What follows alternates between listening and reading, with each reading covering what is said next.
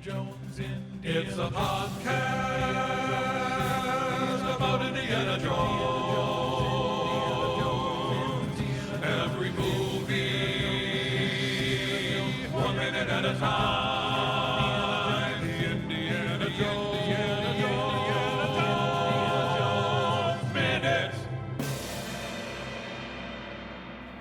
Welcome back to the Indiana Jones Minute, the daily podcast in which we get to the heart of Indiana Jones and the Temple of Doom, one missing rock at a time. I'm Pete Mummert. I'm Tom Taylor. I'm Jerry Porter. And today we're joined by Heather Airgood, co-owner of Wanderlust Jewelers of Cleveland, Ohio. She's an expert on gems and jewels and has shown up just in time to help us make a little bit of sense of three mysterious Sankara stones that everybody seems to be talking about. Welcome to the show, Heather. Hi, how are you? Good. Thanks for coming on. Thanks for having me. And today we are here to talk about Minute 26. Minute 26 begins with Indy looking at an empty shrine in a rock where a Sankara stone should be, and ends with him demonstrating absolute mastery over a difficult South Asian language as he translates the shaman's story about his village being devastated after a sacred stone was stolen. Well, you know, watching this minute, I just had one question. I mean, if I had sacred stones that were the lifeblood of my village, I would have a robust insurance policy on that. I mean, Or maybe even just a gate over that I'd say place where it's kept. not display them in public. Yeah. Yeah. I don't know what I'd put in the itemization line or whatever, like Sankara stones, sacred stones that are the lifeblood of the wells and make sure animals don't turn to dust. Yeah. Because you could then apply the value of all your cattle and all your plants and all your water and everything. That'd be pretty sweet. You know, there's this really long history of stone worship, and usually they are actually displayed out in public like that. Like anything from you can see it with Stonehenge, for example, would be one of them, or rock circles are always found in very public places in ancient ruins. So maybe it's not that weird. I don't know. I guess unless there's an evil Maharaja nearby, it's not. I mean, I would imagine that displaying something like that would be more natural, and you wouldn't be worried about somebody stealing it, because especially if the whole village is kind of depending on it being there. Yeah. That makes sense. That does make sense. I didn't even think about that, because the whole village is benefiting. I mean, what a nice place that was. If you think about it, they put them out there. Clearly the rocks had been there for, I don't know, a long enough time to have cattle in a lovely village. And no one messed at it. I'm angry now. These poor people. Yeah, and they trusted everybody. Yeah, that's what you get. But they could have had a That's too gate. bad. They could have had a gate. Or even just a little rope or something. Do not cross. Do not steal. A keypad of some sort. Yeah. I just retinal scan. For over Christmas, I had one of those laser dot light things on the front of the house that just made little green and red lights, and I was loving it. And somebody stole it from the yard, and all I could think of was if I had put a little sign on it, literally that said, "Please do not steal this," would that have made any difference? And I would like to think that at Christmas time maybe it would have, but I don't know. I just got sad. Yeah, me too. Did you stand around telling Sam, the secret of the black light? Yes. Then you probably said, "Listen, son, I'm going to tell you something. The world sucks." Yeah, this is why you're getting a C in math now, because somebody stole our laser thing.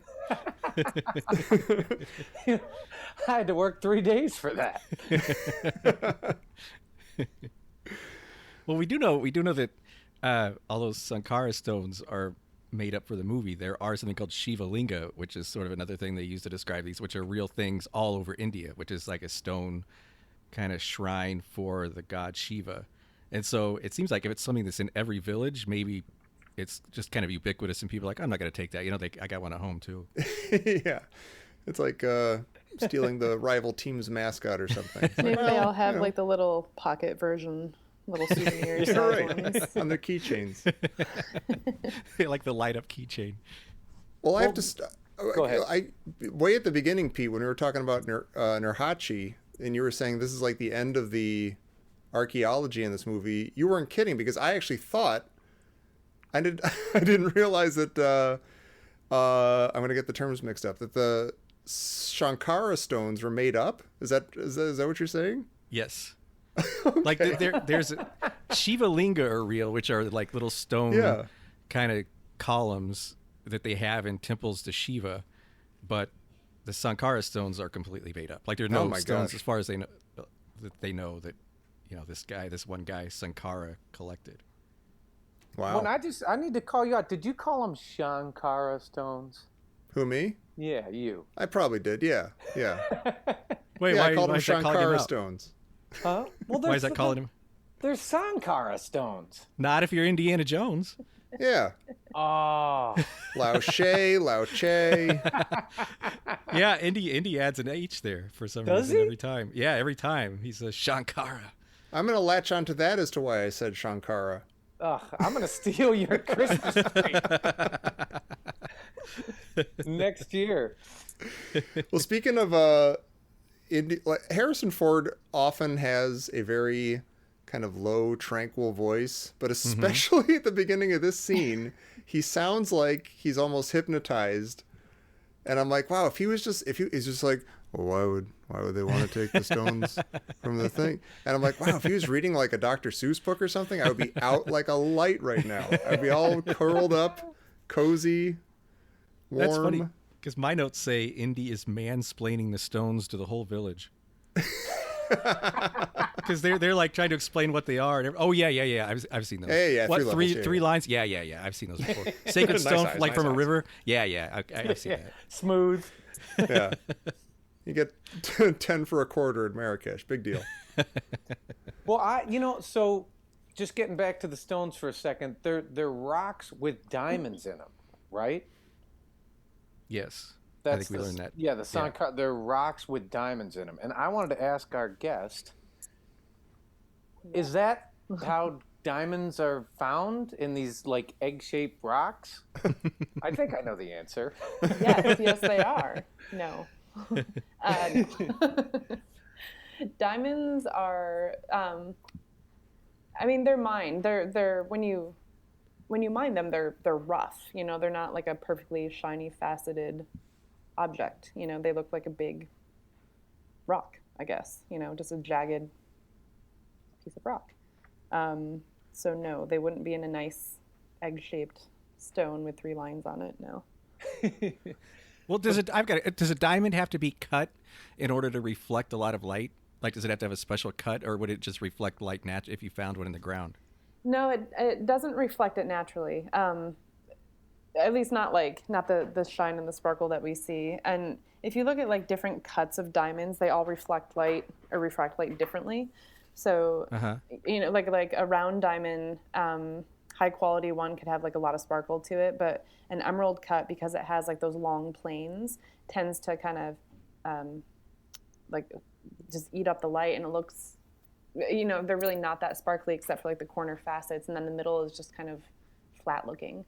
They're clear, just not shiny and sparkly, I guess. Okay. Yeah. Or there's like radiant cut diamonds, which have like a ton of facets on them, and it's like a disco ball on your finger. And you have to Now, have you seen Superman 3 where he takes a lump of coal and crushes it in his fist, and then it's a perfectly cut diamond? Does that stand up to scrutiny? No.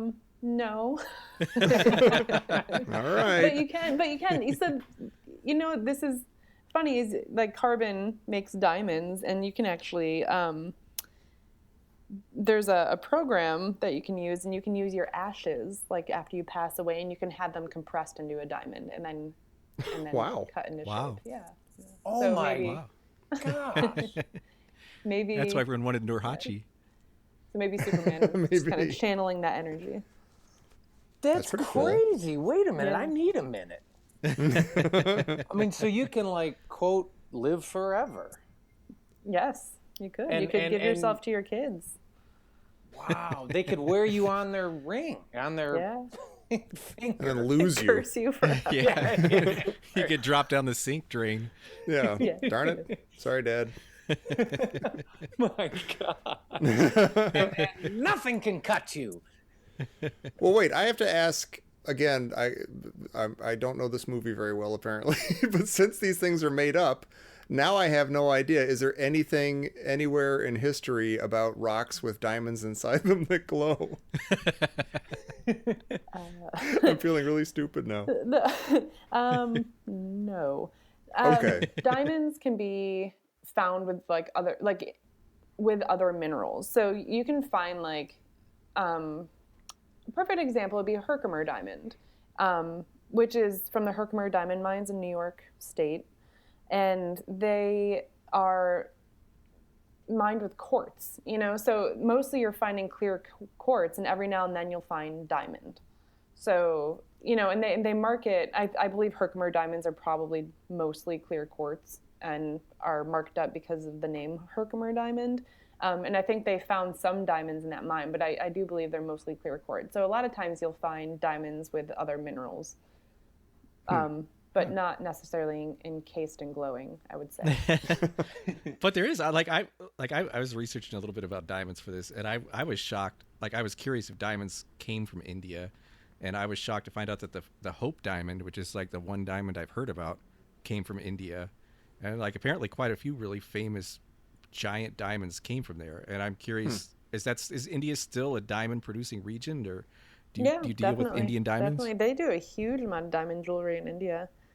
Yeah. And if you go to India, you can buy them much less expensive than you could if they were imported here. So. Huh. Yeah. So if Indy were to keep the Sankara stone at the end of the movie, he'd actually probably make a healthy profit. Yes, he would. Yes. Well, yeah. I guess you've seen the movie and you've seen kind of how the stone glows. Would you wager? Would you estimate how many carats the diamond would have to be to give that kind of a glow? Well, diamonds don't really glow. Wait, And what? that's like the size of a dinosaur egg. The stone's huge. But there are certain stones that have a phosphorescence to them and have kind of a glow, so to speak. I wouldn't say as bright or fiery as that stone necessarily, but there are stones that do have that. But funnily enough, no stones that are really indigenous to northern India, to the Himalaya area. Oh, interesting. So either they synthesized it or they imported them from someplace else. Although I as a kid, we used to live next to a national park in Colorado, and we had I would always have these things from the gift shop. They were these rock lamps. They were made out of quote unquote rock, and they would glow, and they looked almost exactly like it. And it's Himalayan Those rock are probably salt. Himalaya Yeah, there sea you go. salt lamps. Yeah. I was actually gonna say my best bet in that fiery glow would be it would probably be a chunk of Himalaya sea salt. Cool. But I don't think it would glow unless you put a light bulb in it. That's usually how that works. Sure. Yeah. But yeah, there's so that stone to me looked like it was probably agate or carnelian or something. It's that really earthy kind of orangey color. And those are both indigenous to northern India. So I thought that was kind of cool that those two stones fit to the region of the movie. Oh, wow. But they don't have any phosphorescence. And the closest thing I could find that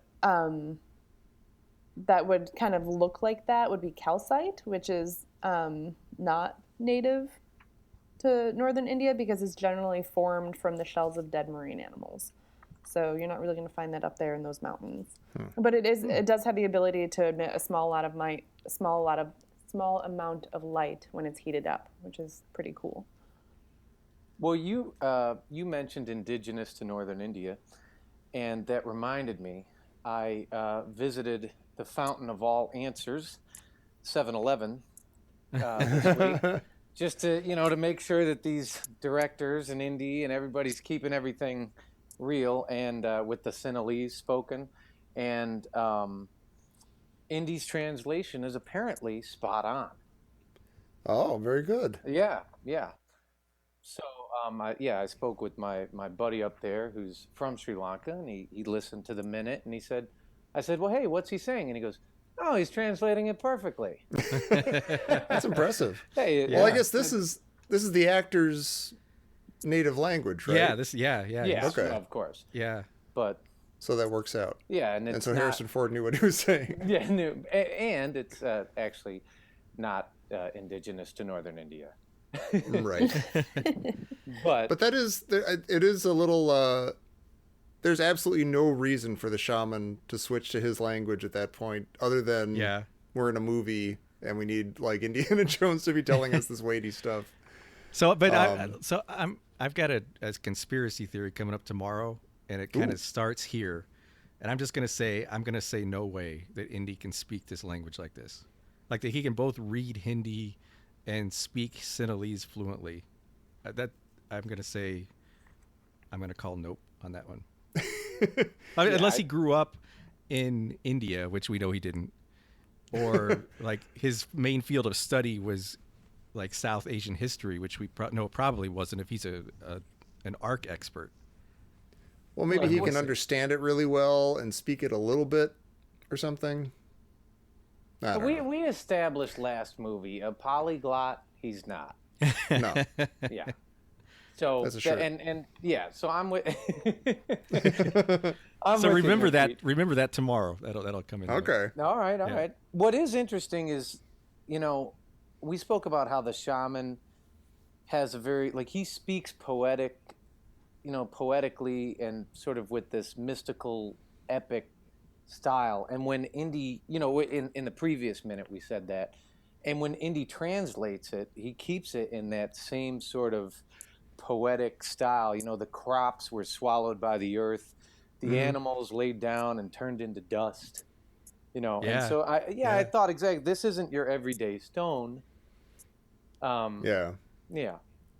I was wondering if it was interesting, like what would the villagers react? I thought Indy's like describing the stone to them as they're describing it to him, like we said, he's kind of mansplaining it to the villagers. And he says like, oh yeah, with it's got the 3 lines across it for the 3 levels of the universe. Is it weird? The villagers don't seem taken aback at all that this guy who's nothing like them, who shows up out of nowhere, fell from the sky, that he knows exactly about this thing.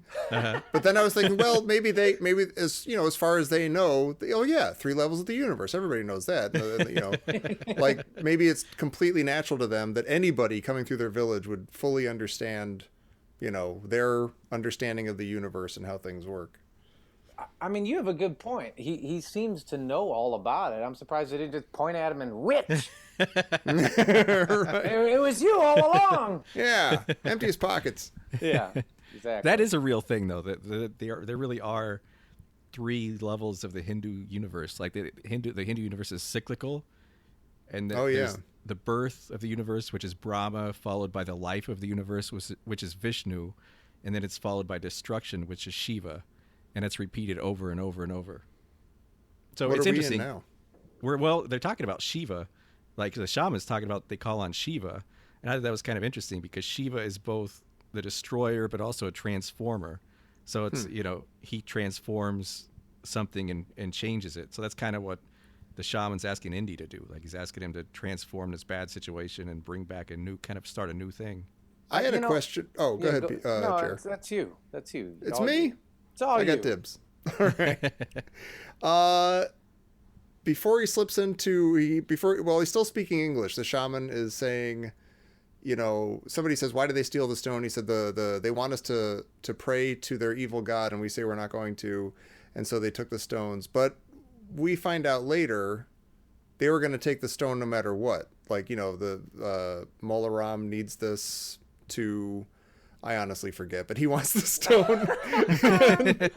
So, I mean, I'm wondering, it seems weird that, yes, they do probably want them to pray to Kali anyway. That's like sort of, that's their bigger, purpose. But then they were going to take the stone anyway. So it's kind of weird that in the shaman's head, it's because they wouldn't pray to, like they would have prayed to even if they had prayed to Kali, they still would have taken the stone. to the palace and stuff. Well, it's weird too So- because Kali's not an evil god. Like Kali's actually the most compassionate of the Hindu gods. So I was kind of wondering what he's trying to get at about we have to pray to their evil god, and I'll be curious to kind of follow that through the movie. Wait a and minute. see I mean, if- that's a real problem right there. Yeah.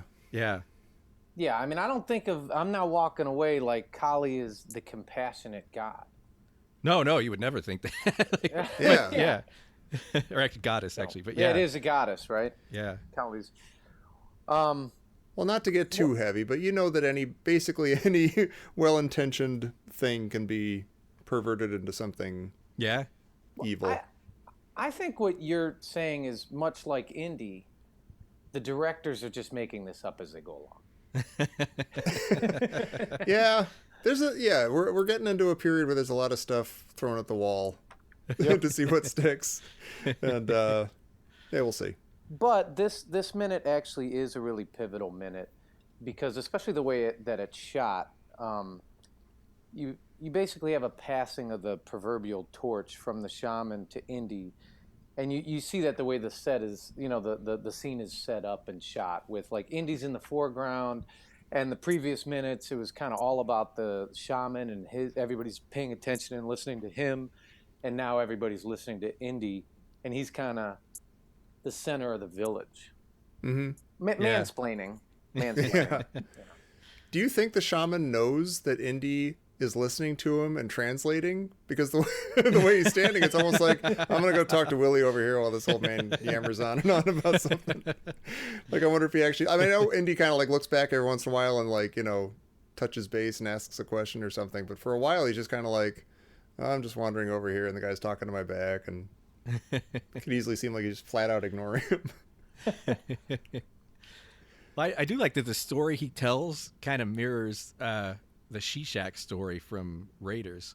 Like it's like Yahweh got mad and buried Tanis under like in this giant sandstorm, and it's kind of the same kind of thing that's happening here. Like maybe Shiva got mad and like everything turns to dust and everything's covered with sand. And Yeah, but again, just like with Yahweh, why are these people suffering for that? They got ripped off, and now they're getting punished for it. Now, It's Jer's welcome to Yahweh religion, double dipping. Tommy. Yeah, it's Yahweh double dipping. That's just religion, buddy. Yeah. I was told, you guys might want to fact check me on this one, that the shaman actually doesn't speak a word of English. So the lines that he had to learn for the film, he learned it all phonetically and just memorized the phonetics of it to say his lines. That's true. Yeah. Yeah, we talked about That that a is few true. episodes Oh, ago, okay. but it's Sorry to bring that back up. endlessly fascinating to me. It is fascinating. It's amazing. Yeah. and it gives the character such a like wonderful surreal quality. Like everything has sort of a poetic sound to it that it might not otherwise, just because it's pure sound. Well, And like even when he we go ahead. talked about this a few minutes ago. I believe that Shiva crashed the plane. And it's only because of the shaman. The shaman is so great, and as you said, he's poetic, and he's got a mystical quality. I believe that. So Yeah, he could tell you you any know. magical out of superstitious hocus pocus. Yeah. yeah, that's right. And I wouldn't say, "What are you, my mother?" Right. I'd just go with it. I'd be like, "Okay." Well, once again, like in Raiders, I think I'm on Jerry's team. I'm on Team Shiva, so I'm on the team, Jerry. All right. I Well, buy it. I'm good. We'll see. I saw like the pilots jump out of the plane, and I saw them. I'm it all seems kind of cause and effect to me, but we'll see. What do you think, Heather? I don't have a thought. Is there sort of a divine intervention going on? I think so, yes. Especially because he speaks so poetically. That it has to be. Yeah, All right. that's a good answer. That's how they get you. All he needs is a guitar or something. Well, I had one or two other questions here. Heather, would you say, are there any precious gems that very specifically hold religious significance? Wow, that really depends. Gemstones are mentioned like in the Bible, in the Book of Mormon, like, you know, if their worship goes back to the beginning of time. The only reason I bring up either of those is in my little research and history of trying to look up gemstone worship, because I know it's a thing, along with like just stone worship, like stone circles. But I didn't realize that it was.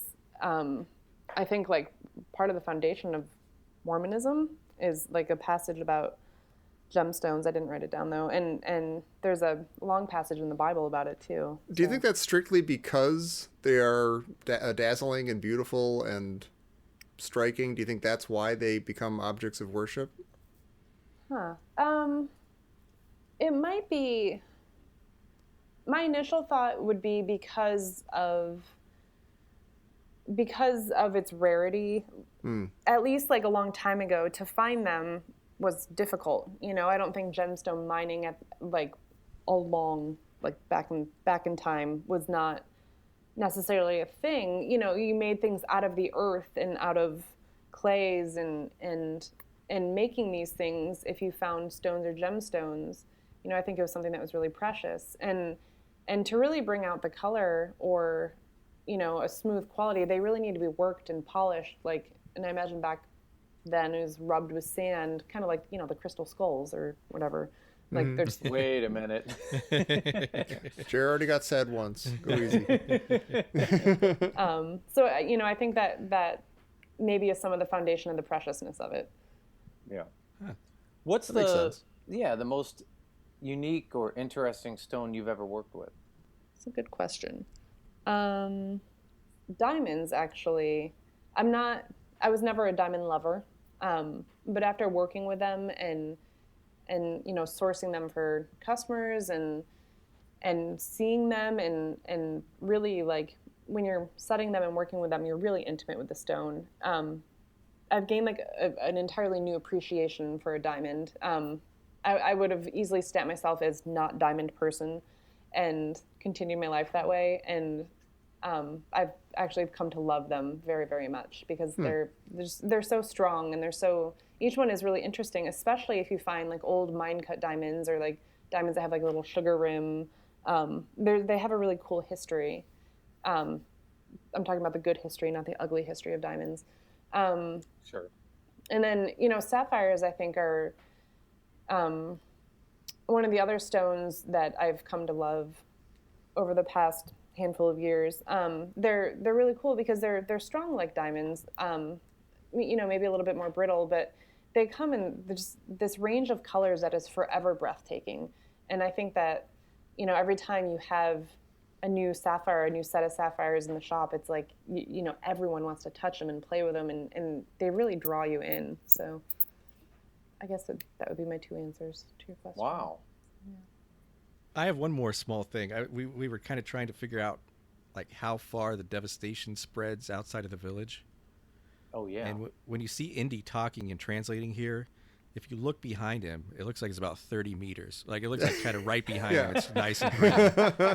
So There's some delicious berries back there if you want to get a banana basket. leaves.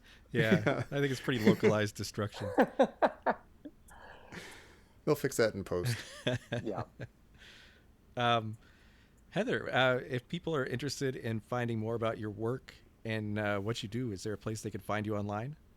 There is. You can just go to wanderlustjewelers.com and there we are. Yeah, I was checking out. There's a lot of cool stuff there. Yeah, it was great. Beautiful, beautiful pieces. Thanks. Yeah, it's mostly custom. We have a bridal collection, but we don't do much with it. It's mostly just the custom work, which is really fun. I mean, the entire thing is hands-on. Like the person we source our gemstones, not our diamonds from, our gemstones, he actually gets them from Ethiopia. So it's really cool because he always has like a new variety of gemstones, which are beautiful. And then, you know, all of our diamonds are recycled, which is awesome. But we work with the customer directly too. So, you know, everything about the experience is custom to each person that comes in, which is a lot of fun. Sounds like the Sankara stones. Yeah. Yeah. Custom. But we might not glow. That's, you know, I'm sorry. Like if a customer requested like a box for a ring made out of Himalayan rock salt, could you do that? Possibly. That'd be very fragile. It'd be so. Oh, you yeah? know, you'd just get wet and it would probably melt away. Hey, Tom, I think that's what Pete wants for Christmas. Okay, write it down. Yeah. We'll pool our resources. We got somebody who can do it. Finally. Well, cool. And if you're out there listening and you would like to comment on the show or anything we've been talking about, or you have other thoughts just about Temple of Doom in general, give us a call on a new hotline at 724-LOST-ARK. That's 724-LOST-ARK, and we might just put it on the air. And otherwise, you can join us right back here tomorrow for minute 27 of the Indiana Jones Minute. Stones! Sorry. I started to do it, I couldn't. Stones! Stones? I don't hear you. Heather? Whoa. We love embarrassing our guests.